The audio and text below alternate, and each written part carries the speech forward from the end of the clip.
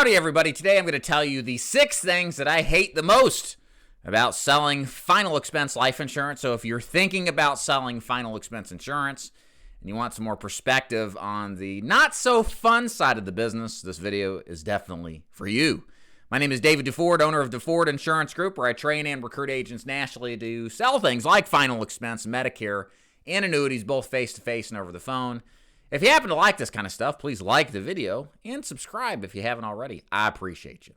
So again, what we're going to be talking about are the things that I hate the most about selling final expense life insurance. I've been doing this business for 10 plus years now. Good Lord, time flies. And I know a lot about not just the pros of the business, but also the cons that you really don't hear a lot of when you're investigating a career of possibly jumping in and selling this stuff either on a part-time or full-time basis. As y'all probably know by now, I like to keep it real. So I'm going to jump right into this and tell you some things that as an agent, and to a minor extent as an agency, recruiting agent, things that have kind of are grinding factors of the business that make it tough. So the first thing on the list here is probably the most impactful to all of us, which is the rejection element. Let's face it. When you're in sales, you're going to hear no, and you're not just going to hear no every once in a while. You're going to hear it all the time. Many oftentimes more than yes, which is the best 3-letter word in the world. So how do you deal with rejection? First of all, you've got to change your mindset. A lot of the ways that you become successful in anything in life is changing your perspective from being that negative Nelly into a positive Polly or something like that. For example, when it comes to rejection, what I like to think and what I train my agents to think is that they're not saying no to you. They're saying no to your product or what they perceive that your product is. So don't take it personal in other ways. How can they say no to you? They don't know who you are. They don't know where you're from. They don't know your history, your background. So they can't make a judgment of you, even if they did know you, arguably. So guys, learn to, again, change your mindset so that the rejection, the pains that come from being told no are less painful. The good news is, as much as I hate hearing no, I love hearing yes exponentially more times than I hate hearing no, which if you hear yes enough, even if it's not a majority, you can still bear out the no's that much better. Number 2 on the list here is risk of loss investing in leads. Let me be completely clear. You don't have a job now that you're selling final expense. You have a business. And every single responsible business out there has costs associated with conducting business. There's very few businesses out there that make money without putting some kind of time and certainly money at risk. Our business is no different. Selling final expense successfully largely requires you to invest in a lead program. You're going to have to put money down on direct mail leads, digital leads, or some other kind of lead. And there is a very real risk that the money you put into the leads ain't going to pan out. You're not going to see the fruits of your investment. So how do you deal with this risk factor? Well, first of all, the thing you've got to do is account for every edge that you can put in your favor. There's really no way to get rid of the risk that you might lose money. It is something that all agents, all business owners, in fact, have to constantly manage as they're running and building and scaling their business. So how do you mitigate the risk of loss? How do you reduce the potential for loss that comes from investing in leads? Well, you get trained well. You know how to sell insurance. You learn how to sell final expense insurance from a pro, not some dude who decided to start recruiting for the next best Kool-Aid drinking MLM scheme. 2, you sell good carriers. And so that way, you have access to options that give your clients the best chances of success, that they'll not only take the policy, but then keep it too. And then always be getting feedback, constructive criticism, self-analyzing what you're doing and look for ways to improve it. If you can do all this stuff, you're going to lower that risk of loss tremendously. And even when you do all this stuff, ladies and gentlemen, the truth is sometimes you're the statue, and other times you're the pigeon, okay? Everybody has ups and down weeks when they do everything right. I can remember one time when I was in Crossville, Tennessee. I ran 15 appointments. None of them bought. I was about to jump off the ledge and thought I lost my mojo. And then in the second half of the week, when I did another 15 appointments, I ended up with $8,000 in premium. 2 days difference, night and day difference. Same lead, same part of the country, dramatically different results. So remember, there always is this risk. You will experience a bad run multiple times in your career. The secret is getting through that, because those bad runs are what thins the herd. It gets rid of your competition. So you should be thankful for it on some level. Number 3 on the list here is wasting time with deadbeat leads. Y'all know what I'm talking about if you've sold in this business yet. You've gone out there and you saw the person who was sent the card back for the 5th time, think it was Uncle Sugar Life Insurance, ready for those free benefits to bury me so I don't have to pay for anything. This is just the nature of the business. We have to deal with this stuff. It's very frustrating. It's in part my inability to deal with this led me to fail the final expense the first time around before I came back, thankfully, and got over it. So how did I overcome the faction or the factor of deadbeat leads, people who just waste your time and don't buy? Here's the thing. Again, maturity helps here, but the truth is there's no perfect business strategy. There's no perfect system that eliminates the deadbeats, the people who maybe they're not interested, or maybe you're not doing a good job of either selling me either. That's something I had to face too as an agent. And at the end of the day, perhaps you need to look at this as a given part of the business. You can still be successful dealing with deadbeats. The secret is making sure that you're working enough appointments. One of the things that I teach new agents is it's critical if you're full-time to be completing 15 appointments a week. Much of the frustrations of this business go to the wayside when you're working consistently 15 completed appointments every single week, face-to-face or over the phone. Yes, you still deal with deadbeats. Yes, you still get frustrated, but you expose yourself to enough prospects that guess what? You actually sell some insurance too. And the wins far outweigh the losses as far as multiplier on return and your money. So again, accept you're not going to get rid of the frustrations. Embrace it. Again, that's what a mature person does. That's what I didn't do, and then I unfortunately learned through experience and then failure out of the business. And then make up for it by more appointments. A lot of times more appointments fixes a lot of problems. Number 4 on the list here is the grind of the road, and I guess this is something that's probably more specific to the face-to-face agent. You're going to spend a lot of the time driving in between appointments, and this is kind of similar, I guess, if you're doing telesales too. You're going to be on the phone, dialing and dialing and dialing, talking and talking, talking. It actually becomes boring. What do you do with that time in between? Well, there's kind of 2 different prescriptions here I guess I could give depending on if you're face-to-face or over the phone. If you're face-to-face, here's the thing. Your time in the vehicle is education time. You should be putting on, yours truly, on podcasts or some other channels that will help you develop your skill set or your mindset. Brian Tracy, legendary sales trainer, always said that your car is like he had a term for it, like, your learning university. You spend, an hour or 2 in the car driving a day. Well, that's the time that you don't flip on music. You flip on an education or a self-improvement podcast. Because again, a lot of success in business correlates with success in your personal life. And you need to develop yourself and intentionally to be a better person. If you're on the phone, I guess it's kind of hard to listen to podcasts while you're dialing out, right? I get it. But I guess what I could help you with on that regard is embrace the suck. You just have to do things anyway, even though you don't like them. And there's always that yes that's that much closer as you make those dials and hear no or dial tones or busy signals.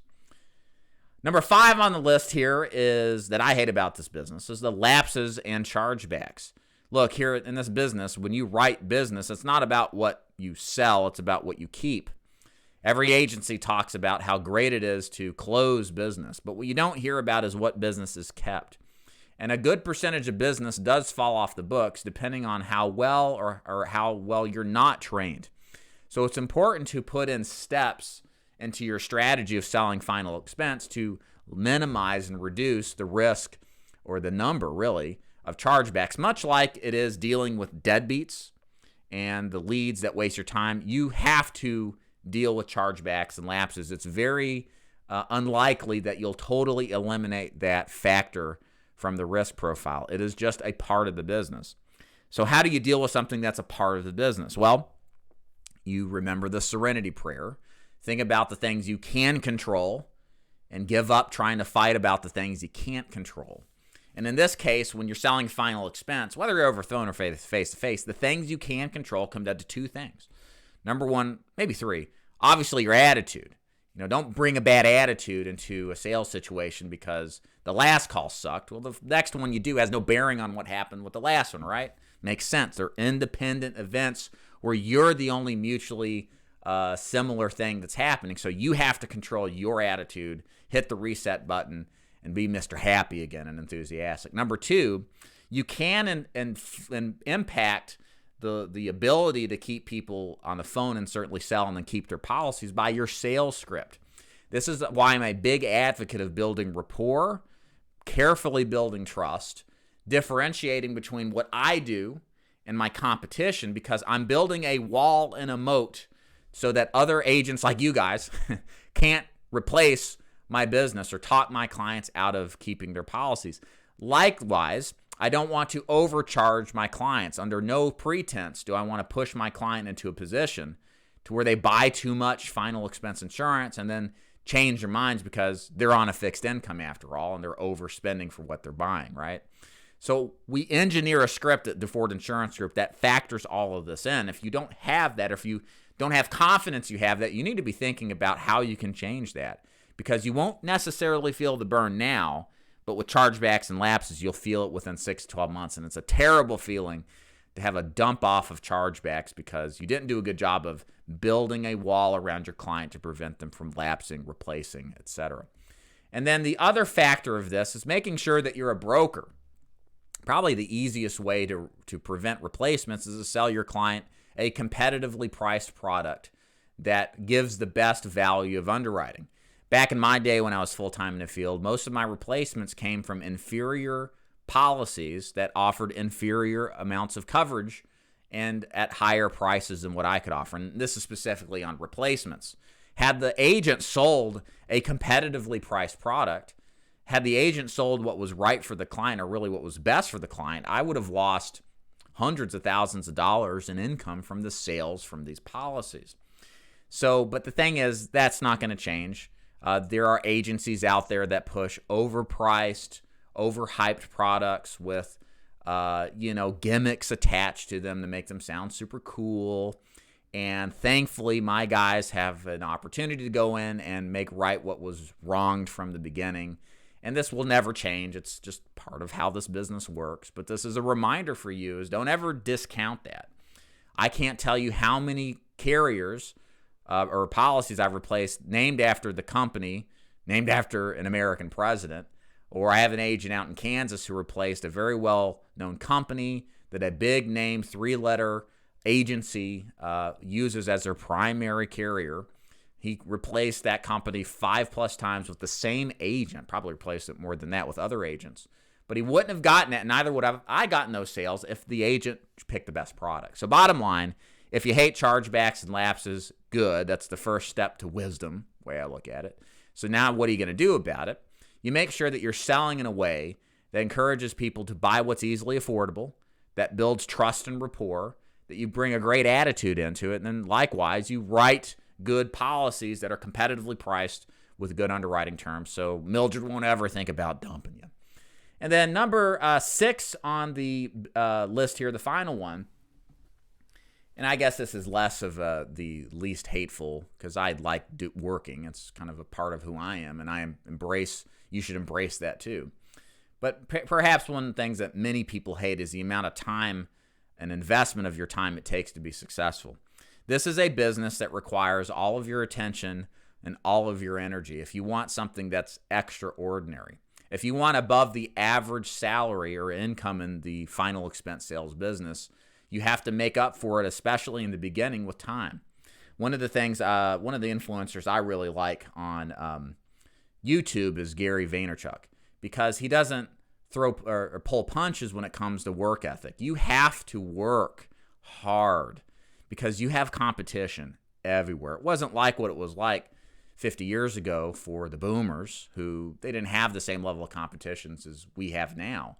You got to make up for it. And if you don't have the network, or if you don't have the skill set, hard work does an incredible job compounded over time. That's why I got into the final expense business, because I had no question in my mind I was going to work my rear off so that I could be as successful as possible 5, 10 plus years down the line. And guess what? It's kind of turned out that way. So what about you? What about your work ethic? What are you going to have to sacrifice? Let me be completely clear. Again, hate it, yeah, but you're probably going to have to sacrifice initially time with your kids, time with your loved one, time with hobbies that you do. You're probably going to pass up opportunities in the corporate ladder to get promotions you would have had now that you're investing in your own business. But this is the necessary sacrifice that anybody who wants anything materially successful in life has to do. I'm not advocating that you abandon your kids or your spouse or any form of normalcy, but at the same time, I'm saying you're going to have to pay the price to be successful. And anybody who tells you otherwise, like you can do this on some casual endeavor, is either just a savant with magical gifted powers of salesmanship that you don't have, or they're a fraud trying to recruit you into some MLM scheme, and they're also suggesting it's easy. So there's the things that I hate about this business. And look, you can still hate things about business and still like and enjoy and do well in it. Again, one of the things here, ladies and gentlemen, is that likely if you're brand new, you're going to find out real quick that all the rainbows and sunshine that your upline and recruiters and people that you watch on YouTube, sure, it may exist in some form or element, but now you're introduced to all these frustrating elements of the business. And that's just how it is. The secret to succeeding is to do what is necessary despite these frustrating things, the things that you hate, and then multiplying your impact and your capability over time so that years ahead that you'll end up being way more successful than had you copped out or tapped out, went back working for corporate America, and yeah, something that may be more secure in a sense, but insecure in another, because you missed out on this huge opportunity for an incredible income, an incredible lifestyle, and the autonomy and freedom that comes with running your own business, especially in the insurance business. So I hope this gives you some perspective, maybe a little hope.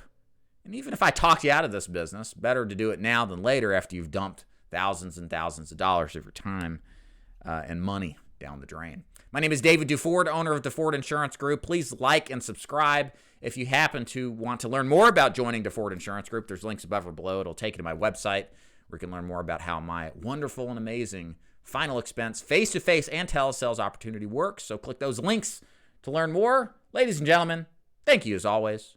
We'll see you next time.